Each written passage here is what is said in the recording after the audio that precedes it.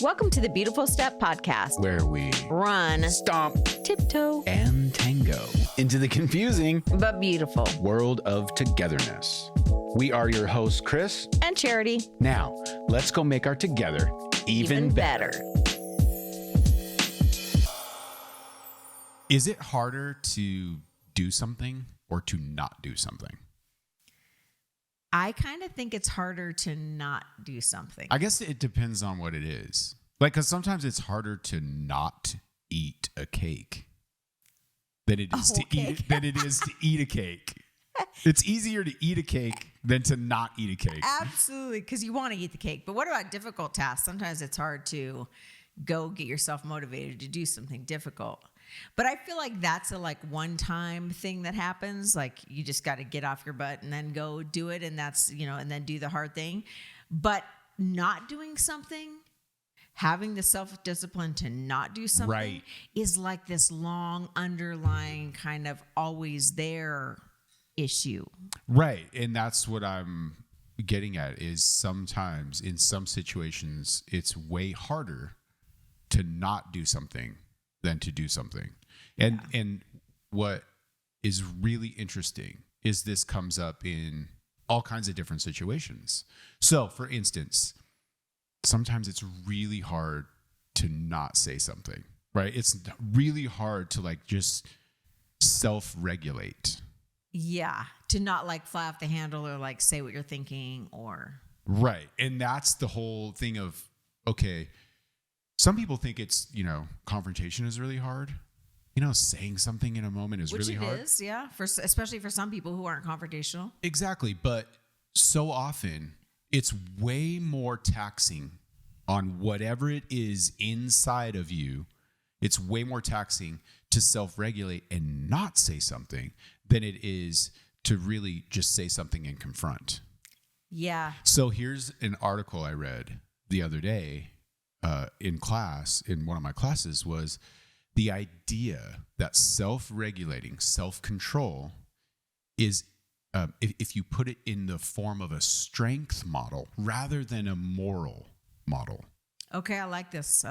So the idea is there's this sort of unknown, unmeasurable resource inside of every person that generates self-control and self-regulation. And what I mean by self-regulation and self-control is inhibition. You're inhibiting yourself, you hinder yourself, right? Sometimes you hold back, you restrict yourself, you're reticent to jump at talking, you're self-controlled, right? Yeah. You're unable or unwilling to act in a certain natural way, right? So you're blocking sensations. You're overriding your immediate thoughts. You're stopping your emotions, right? You're trying hard to shift your attention. And sometimes you're just in full denial, I'm not going to say this, or I'm not going to feel this right now, or I'm not going to do this right now. Yeah. And what I read in this article was, when it comes to self-regulation, what if you said to yourself, this is a strength thing for me, and it's not a character or a moral thing for me. Right. Which often I think self-discipline comes in that category. We moralize self-discipline. I just, I'm not a good enough person to, speak up in this time, or I'm not a good enough person to just hold my thoughts to myself or something. Why do I always, and you just sit there and beat yourself up over it. Right. So you sent me the article, and I want to make sure we reference the authors, because it was a really good. It was awesome study. Yeah, it was a really good study, and it's actually by Mark Muraven and Roy Barmeister, and it was part of, it's in the American Psychology or Psychiatry Journal or something like that. But they did this article about how self-discipline is like a muscle. Right. That gets fatigued. This was an interesting thought. Such an interesting thought, because I love how they start out. It's okay, look, it's sort of this ineffable thing.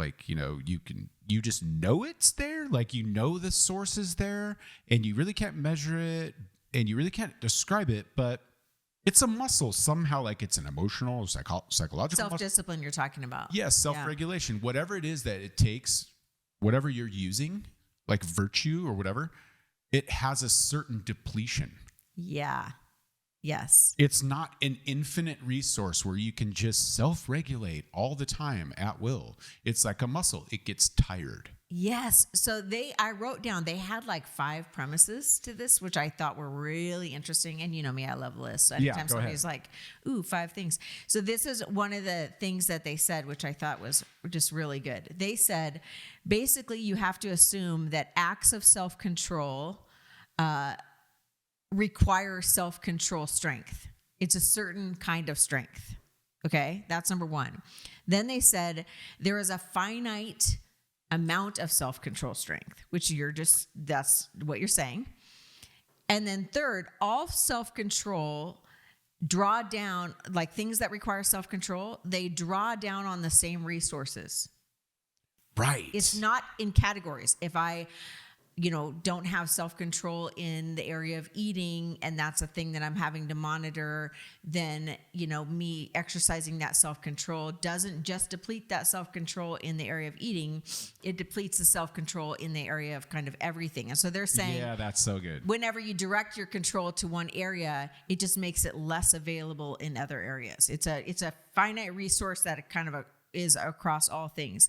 Right. Are you going to keep going, or should we give examples? Oh, that's a good idea. Yeah. Okay. Let's give examples. So, So for instance, like if I am on a diet, yeah. I'm going to be less vigorous at my homework. Yes. It's just the way that it works. It's because you're practicing self-regulation in one area that's kind of a constant self-regulation. It decreases your capacity in another. So the hard part is if you're on a diet, liken it like this. There's a cognitive load to self-regulating, denying yourself, not acting in a natural way. Like, I just want to eat all this stuff, right? So there's a cognitive load, which in the physical world, if you're using a strength model, right, it's kind of like put on a backpack full of bricks, okay? Yeah. So now you have a backpack full of bricks on all day long. And now they're asking you, when you go to do your homework, another cognitive load, which takes serious self-regulation. It's like, okay, now that you have the backpack on of dieting, I need you to get on the treadmill. Yeah. And so you're already under a load and you're trying to load up more. And so I love what you're saying, or I love what they said in the article about a cognitive load is a cognitive load is a cognitive load. It could either be adding something or depriving yourself of something. Sure. Either way, self-discipline and self-regulation goes both ways. Right. So you could be, you could be denying, or you could be doing like a huge cognitive load that takes a ton of self-discipline and self-regulation. Yeah. Denying or requiring. I love Either one requires a ton of self-regulation. Absolutely. And sometimes we don't see it as that. And so we don't recognize that we're depleting it in an area. And that's why it's making it harder in other areas, because we're already taxing that, that constricted supply. Right. So that's really good. Okay. So the fourth thing that they say is that success or failure of self-control has everything to do with the person's level of self-control strength. And some people have a bigger reservoir. So, Okay. So physical. Yeah. Here, let me just add, or use a physical example. I had friends in high school who were just Greek gods. I mean, they were like freaks of nature. Bodily, yeah. They just were muscular naturally. Physically, I would get around them and I would say, why me? Why can't I have the body of, Joel Pelagio Williams? Like this beautiful built dude, it's like he eats whatever he wants, doesn't have to work out. And he's just magnificent. So he's born with a certain strength. He's born with a certain... Sure. And I have to believe that that's the same way with self-regulation, self-control, strength, if you think about it, right? Yes. I think that's very relieving. Yeah, there are some things that we're just born naturally it's not a tension for us. There's no tension in it. Right. Which is like, some people have no tension about using substances to relieve pressure. Some people have no tension about gossip. Some people have no tension. Like, and then other people, those things bring a lot of tension. Some people have I was thinking about this when we were reading it, that for instance, we have friends in our life and even some of our children who are much more, like social situations are not their go-to fun place. It's very depleting. It takes a lot of self-regulation. Yeah. I mean, they go into any social situation and they're having to think about, what do I say? What do I think? They have social anxiety. Like all of these things are taxing. Whereas I'll go into a social situation and I have none of that. And that's just a natural thing that occurs. That right. We were just born a certain way. But I might have a tension to be by myself doing something, like I might have a lot of tension just being by myself. Whereas they might not experience that tension. But either way, that self-regulation is like depleting other areas because we have this underlying thing we're coping with. It could be existing trauma that we're coping with, or, but anything that's kind of eating away that cognitive self-regulation. That's using that muscle. That's Yes. the whole idea behind this article, is that if you can look at self-regulation and self-control as a muscle, you can start to get some strategy. You can start to get some understanding as to, okay, why am I so exhausted after having been around, say, these people for a long time or for a day or whatever it is? And it's hard because there are certain, like, obviously there's a lot of rhetoric about social anxiety. Obviously there's a lot, there's just so much research going on with like, how do you act in certain situations and why do you have social anxiety and all that kind of stuff. And I know that for me, if I'm around a certain type of person or certain type of people, that I'm constantly in my mind going, okay, it's my job right now to either save this person. Like I have to like come up with a really good, like, one-liner that's going to help, and so I'm using this, like, I'm just not acting naturally. I'm grinding in my mind. Like, how With can I some help this? people, yeah. How can I help this person? How, that Or- maybe that's a situation. Or how do I keep the conversation going? Well, I was just going to say, there's other people where it's like, if I don't say something, this is going to get really awkward. So I've got to figure out where I relate to this person, how I relate to them, what I can say, and where it's going to go. So you're just grinding away. And that is all like self-regulation. And what you're doing, I think, is you're sort of monitoring all of this, stimulus.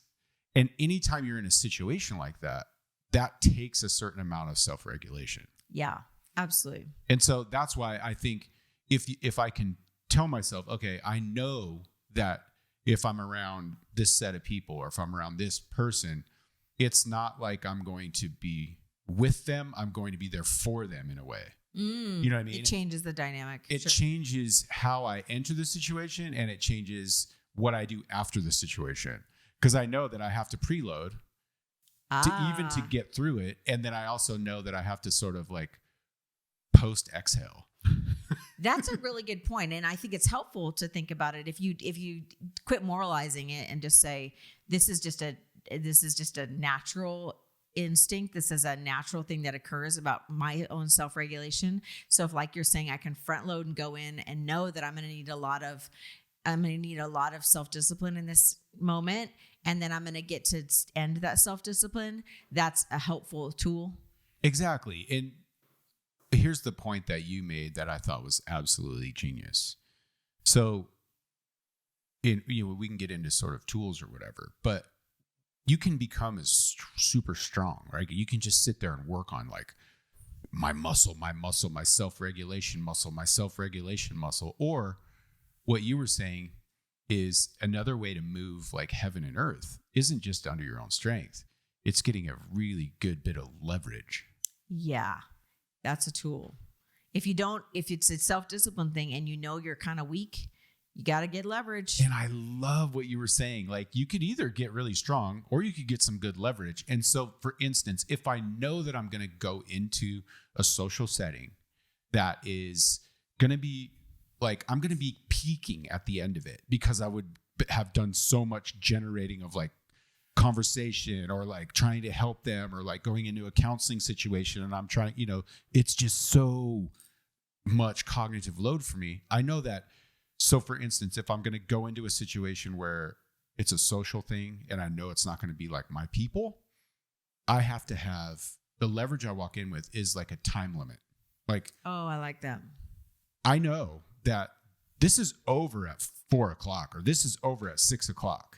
Therefore, walking in, it's like a marathon. It's like the finish line. It's like those guys dig real deep at the last few minutes, right? And then at 6:00, it's like, boom. That's a leveraging tool that I have to use when I know that I'm going to go into like a situation. And if I think it's indefinite, like it's never going to stop, like maybe I'll be at this party or have these people over until like 3 a.m. or like just an indefinite amount of time, I start to panic a little bit. Yeah. Because I'm like, I don't know if I can keep it up. I don't know if I can keep up that strength. Right. So I love the concept of self-discipline as a muscle. Yes. And that it can be built. This isn't like, hey, you're recognizing, because one of the great tools that you mentioned is like, part of this is you just have to know when you're self-regulating. You have to recognize it and go like, oh, this is actually requiring, because I don't know that everybody recognizes sometimes when they're having to self-regulate, like, oh, that's taking a lot of cognitive load for me not to like be watching that cake over here and really want to eat it. And like, that's taxing me right now. But instead of taking that and like becoming some like helpless victim and being like, I can't handle anything because I have too many cognitive loads happening where I'm, all these things that I'm exercising self-discipline in. It's like, well, self-discipline, because it's a muscle, can be built. That self-discipline strength that they talk about can be built. I love that. And they actually talk about one of the tools is not that you don't use it. It's that just like any other muscle, you figure out how to use it. Right. And then give yourself rest. Use it and give yourself rest. And that's how you get stronger and stronger and stronger. Yes. And so yes, you do have to use it and get rest. Just like you said. And I think that definitely can grow self-discipline. It can grow self-regulation. It can grow self-control. Like you can start to familiarize yourself with it. You start to get comfortable with it. You start saying to yourself, I'm exercising self-control now. That means this about me. I'm a disciplined person. I have what it takes. So all of that is super, super, super healthy. But I will say that, especially in this article, what they noticed with people who are chronically exposed to having to self-regulate, and there's no off switch, there's no sort of timeout, that it's just chaos. What happens is they actually have an inability. They actually develop a handicap for self-control in that area. Wow. And this is one of those like PTSD. This is, the triggering thing where you've been chronically exposed to the same thing over and over and over. You develop an inability in that area to self-regulate. And here's a physical example. There was this Netflix series, Ronnie Coleman, who was Mr. Olympia. Oh, okay. And if you watch the series, like when he was young, he was one of the most magnificent human creatures on the planet. When you look at this guy, the strength and the power and the perfection of his body was just like, it was absolutely incredible.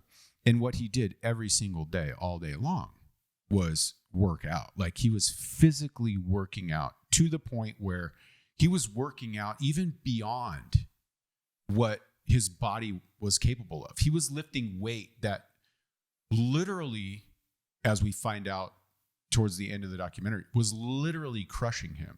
So he had this chronic exposure, right, to this extreme amount of pressure and weight.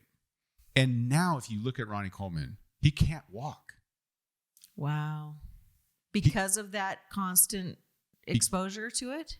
Because he was so over chronically exposed to this physical demand his whole life. I mean, he did it obviously to himself, which is part of this weird irony, of the whole thing. But he has to use like hand crutches and drag his legs around, and his back is just completely trashed.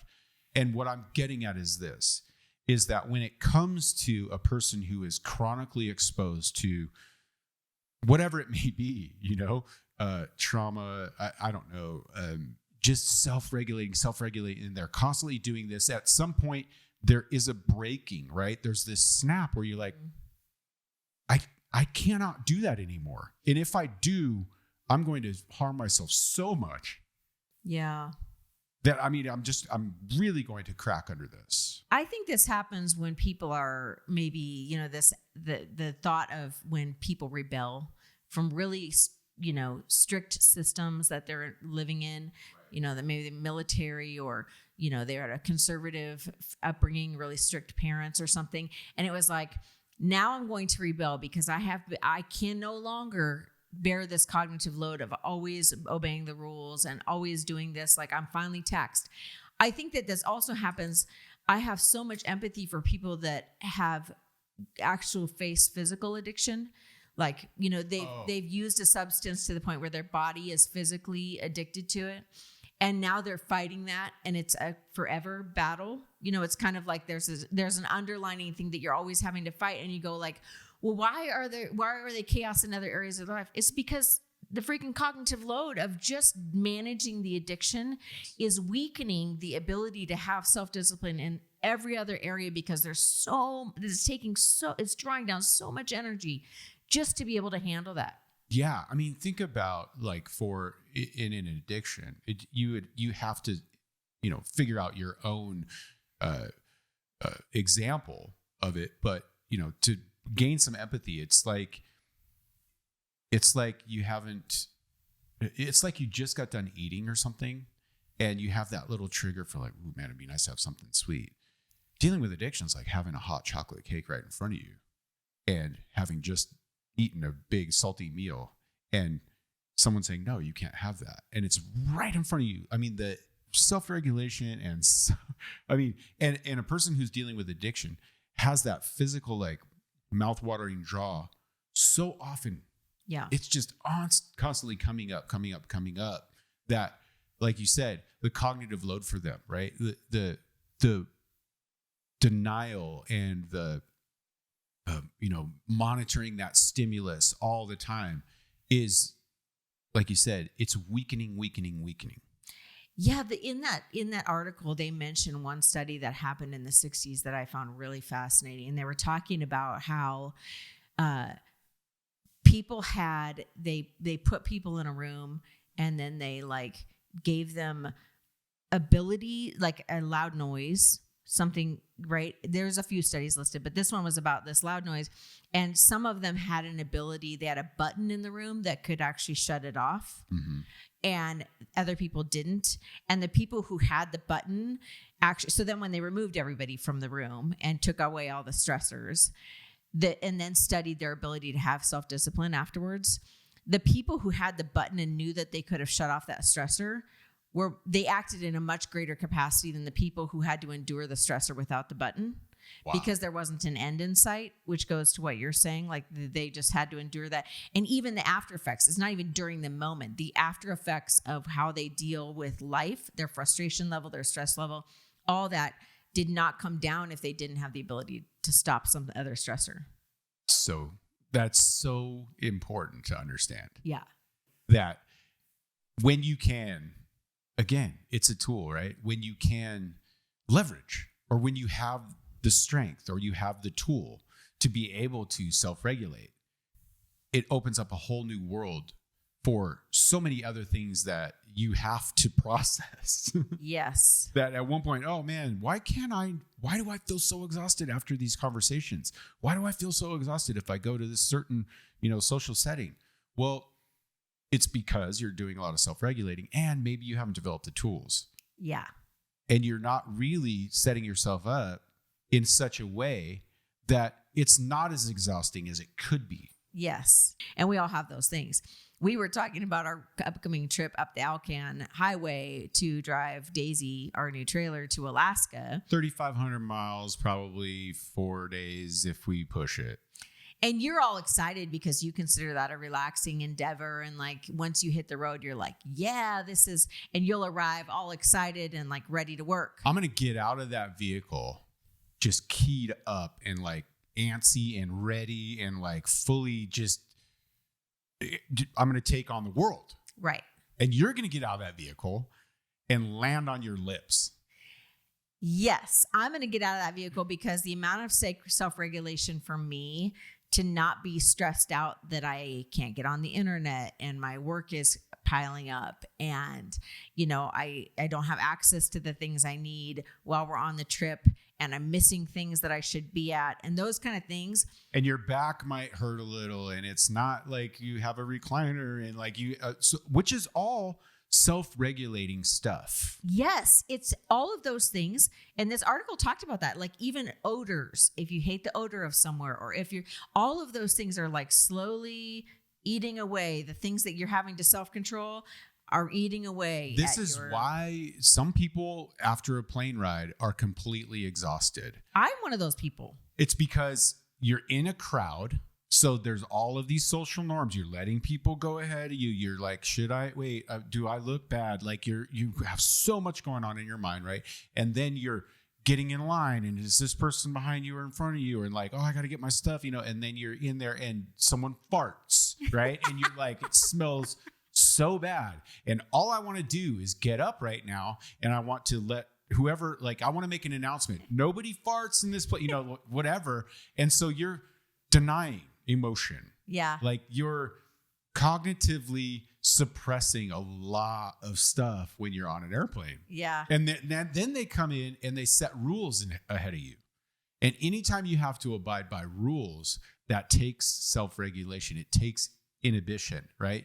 You have to inhibit yourself. You have to say, yes, I will put on my seatbelt. Yes, I will sit up my, seat, whether that makes a difference or not, which it doesn't. No table, no whatever, turn that phone off, all of that stuff is self-regulatory muscle depletion. Yes. So I love this. So let's just talk about how you actually then, because part of this research is they call it the limited strength model of self-regulation. Like you figure out how that you have limited strength. It's the recognition that you have limited strength. And in certain areas of your life, you have very limited strength, particularly if you've already fatigued that area. If there's been an addiction or you just struggle with that thing, you have a fatigued area that needs a lot of leverage, right? And I want to go into that. Yeah, or maybe you've like nurses, for instance. I don't know what and this is going to maybe feel derogatory. I don't know what the shelf life of a nurse is. I don't know what the half-life. The tenure. I don't know what the tenure of a nurse really is, because there's only so much of that you can take. And I can imagine a retired nurse is like, if I so much as smell Kleenex or see a bottle of Advil or smell, it's like the Ronnie Coleman thing. It's like, it will crush me. Like I can't walk in that way anymore. Well, this is the whole thing of compassion fatigue, which we have experienced substantially in our lives, because there comes a point when you have so much compassion and you're in that helper role so long that you just go, I can no longer, my compassion is completely depleted. What used to like move me to tears or make me want to jump up and help, I'm like, I am feeling nothing, or I'm feeling anger towards it. And I'm like, oh, that's a sign of compassion fatigue. That's a sign that I have completely depleted that area and I'm having a really hard time getting my muscle of self-regulation to kick in. Which is so again, if we can take it out of the moral category and put it in a strength category, you can literally see, oh, I have an inability at this point. Yes. I have it, and it's not a disability, it's an inability, right? Like it's kind of borderline on both. It's like, look, I have been chronically exposed to this. Therefore, I have a chronic fatigue.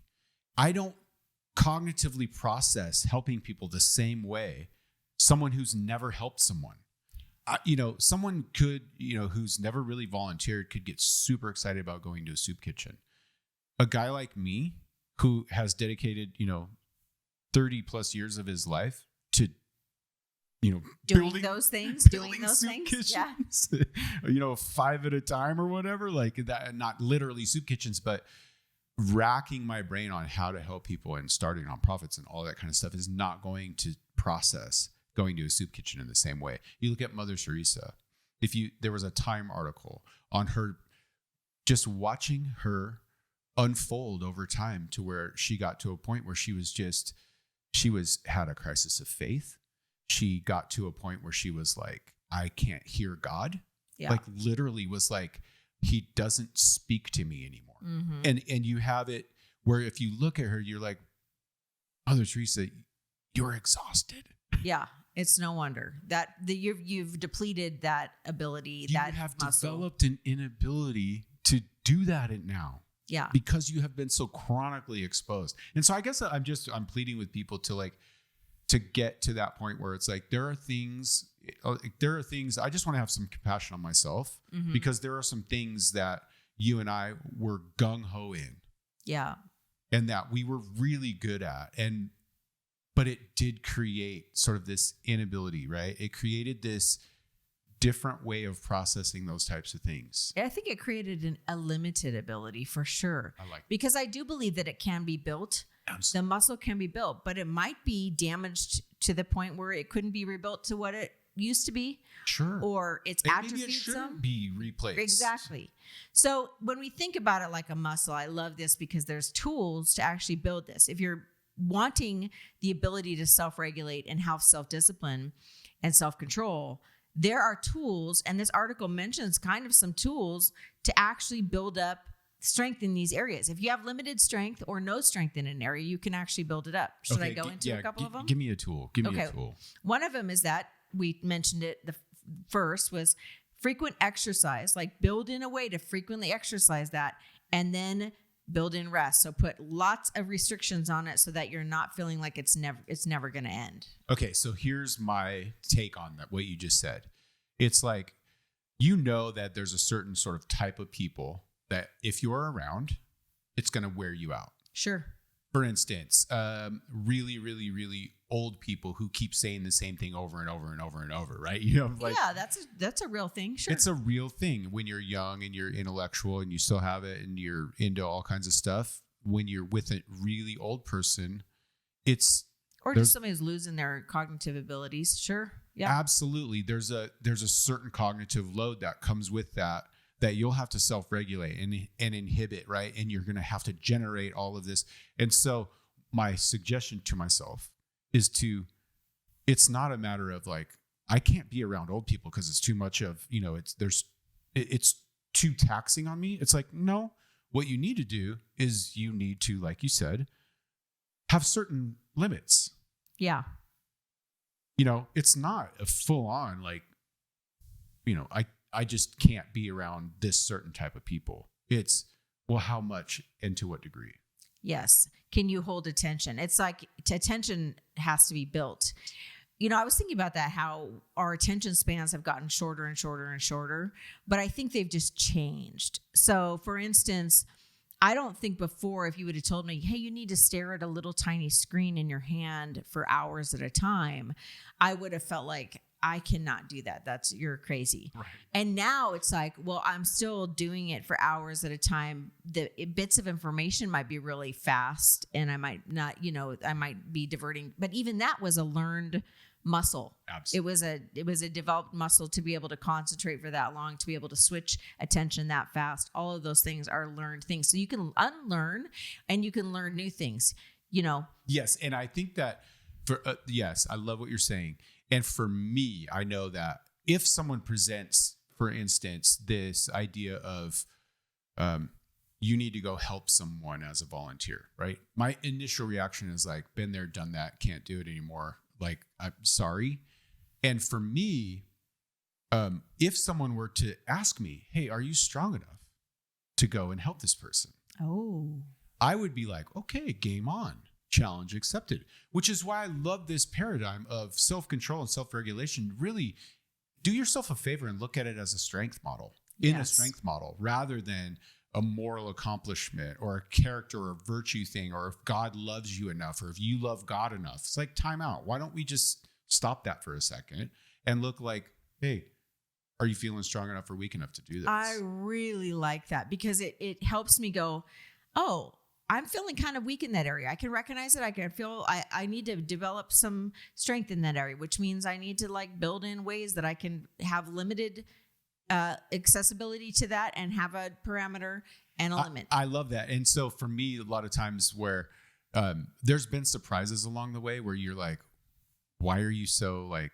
weak? You know what I mean? I hear you saying that to me, like we'll be around a certain type of people or something like that. And I'm like, okay, I'm all peaked out and I'm done and I'm freaking out. And you're just kind of like, didn't do the same thing to me. And I'm like, so I'm feeling weak at that point. And then we get in the car and we travel to Alaska and you're just exasperated at the end of it. And I'm like, what's your problem? Why are you so weak? You know what I mean? And so I just feel like there's certain strengths, like as a couple, you're going to have to sort of negotiate some of that. It's like, no, time out. Like, it's sorry, but it's just exasperating for your partner to be in this situation. And you know that about them. And so just kind of live with it. And by the way, you have some weakness too when it comes to the easy stuff that this person's in. So I feel like to me, it's just been so helpful for me to be able to go like, hey, I'm feeling pretty weak or depleted in this area. And for you to cognitively be able to go like, oh yeah, that's one of those areas I may be strong in, but he's weak in. That's a really good point and a really good tool and something to kind of know, like, Huge okay, tool.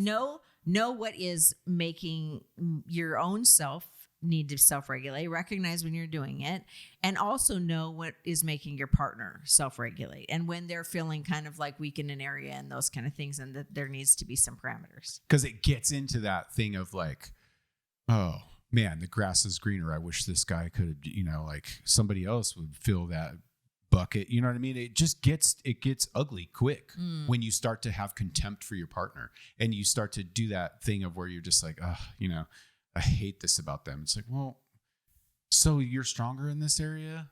Like, right. Good for you. Like, you know what I mean? But it doesn't mean you don't have equal weaknesses in other areas. So that's what I'm getting at. Like, that's a good tool for me. And we're not referring to strength and weakness as a moral thing or a right-wrong issue. It's a matter of actual strength. Yes. Like, is the muscle there or is it not yet there? Right. And it isn't that it will never be there. Is it not yet there? Right. Do you want to build it? I haven't developed this, strength in this certain situation. Right. Yeah. Or maybe I have, and I'm waiting for you to come along. Yes. Yeah. Okay. So I love that's a good tool. That's tool one. Tool two is that finding strength by making some wins of things that are effortless decisions. Like you can just, you feel a little bit of win when you're like, okay, I just need to decide that. I just need to take control back. I was having to self-regulate. I didn't feel really controlled in that area.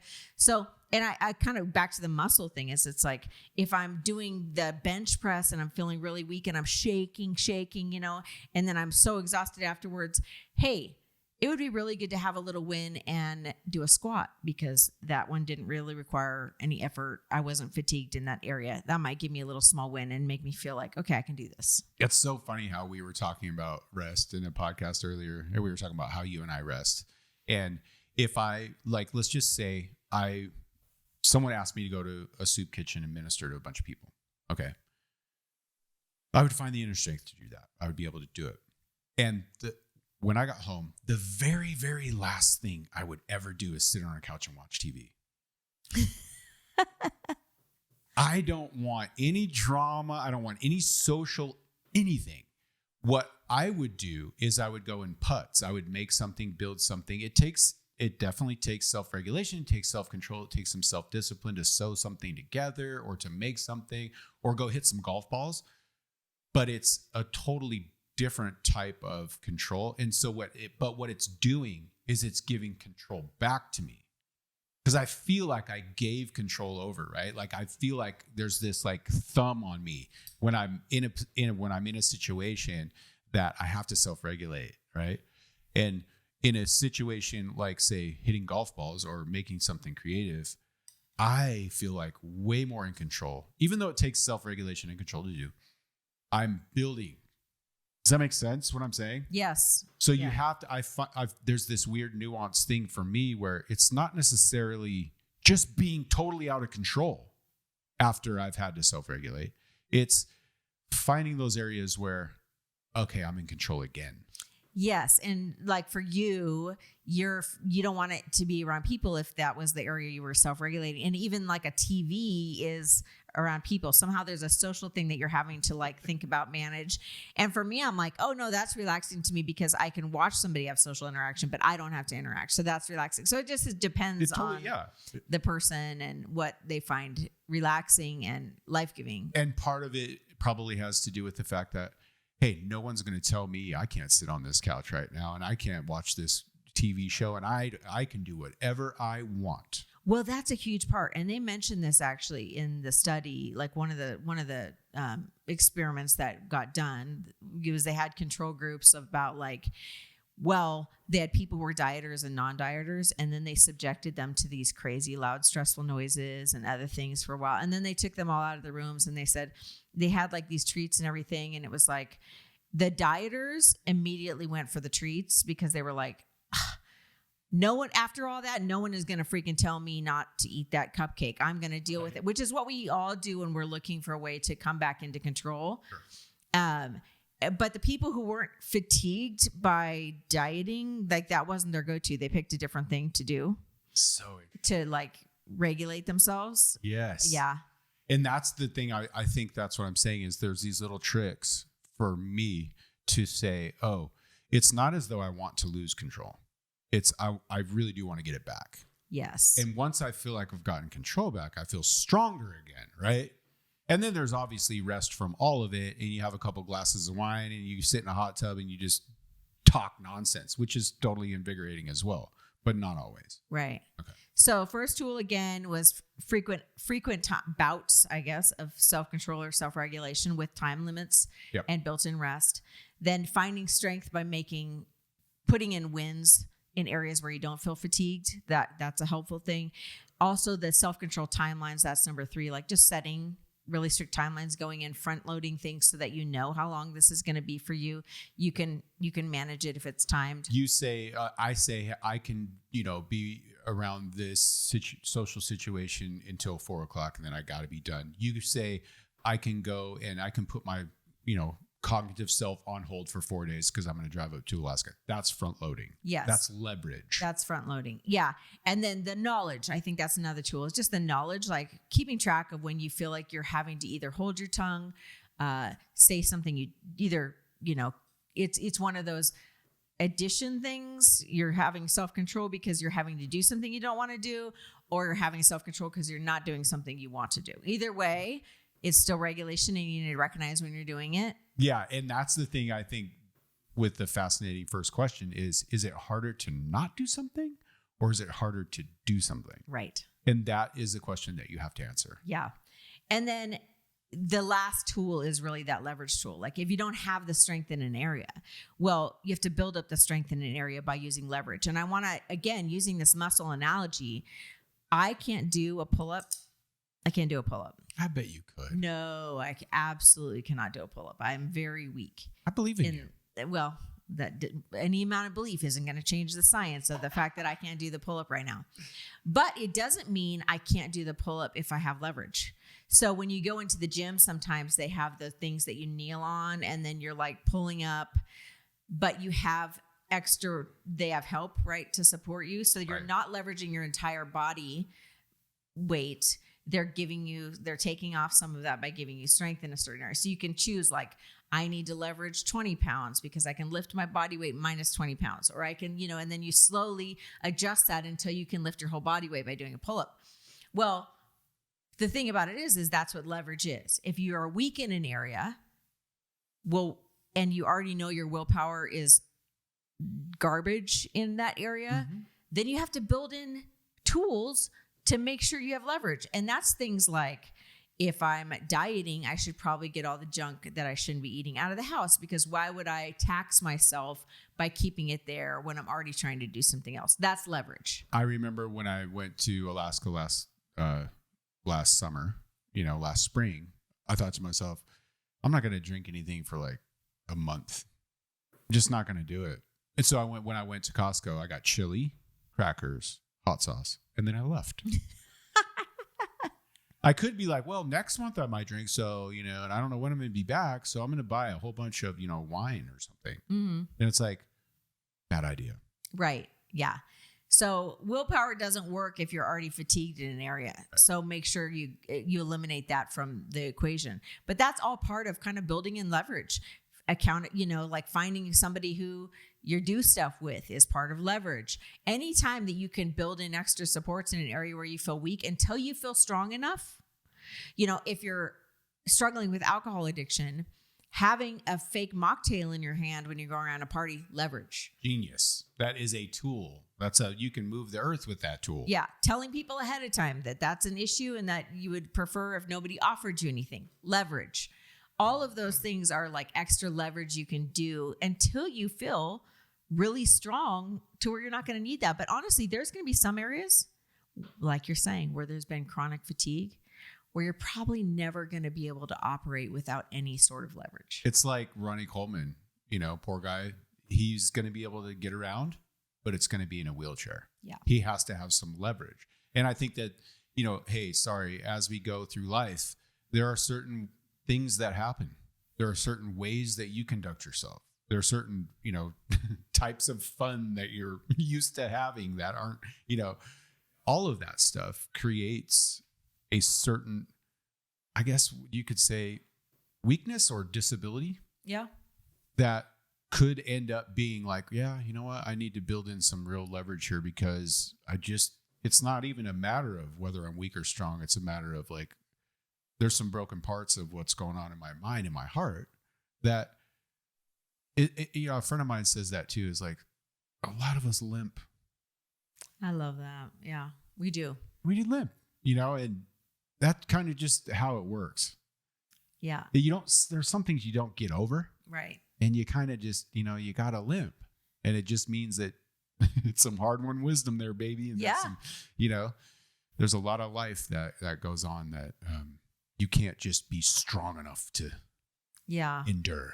But with the limp comes other areas where you have developed strength to be able to 100% do that. Yeah. So, yeah. But I love this concept. Self-discipline, self-control is self-regulation. And it is just a matter of like having muscle in an area and fatiguing it or not fatiguing it. Absolutely. And I think for me, I love the call to strength. I love it. But I'm also not afraid to be weak. To be able to say, you know what? No, I actually, that's going to wear me out. So I have to put a time limit on it. Or, you know what? I've done that so much where I can't do it without this certain mocktail in my hand or whatever it is. Yeah. And that's perfectly fine. You can be, hey, life does that. Yeah. It does. Love it. Good stuff.